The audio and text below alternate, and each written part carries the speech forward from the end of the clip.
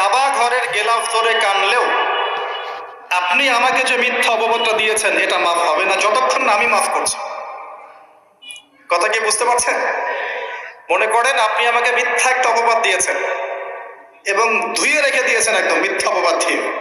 যতক্ষণ আমি আপনাকে মাফ না করছি, কাবা ঘরে গিয়ে গেলাফ ধরে কান্নাকাটি করলো এই পাপ মাফ হবে না ইনশাআল্লাহ। এই অবস্থায় মৌত হলে কি হবে? পরকালে দেখবেন আমি দাঁড়িয়ে আছি আপনার জন্য, আপনার হিসেব হচ্ছে, হিসেব শেষ। আপনি সালাত সওম হজ জাকাতে নেকি নিয়ে উঠেছেন, কিন্তু দেখছেন আমি দাঁড়িয়ে আছি, আমার মতো আরো 10 জন দাঁড়িয়ে আছে।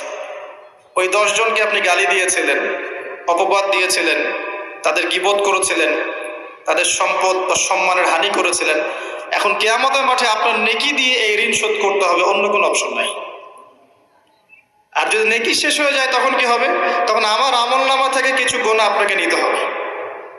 আল্লাহ পাক ন্যায় বিচারক। আল্লাহ পাক শুধু গফুর রহিম নন, আল্লাহ পাক শুধু পরম করুণাময় অসীম দয়ালুই নন, বরং তিনি হচ্ছেন ন্যায় বিচারক। ন্যায় বিচারক।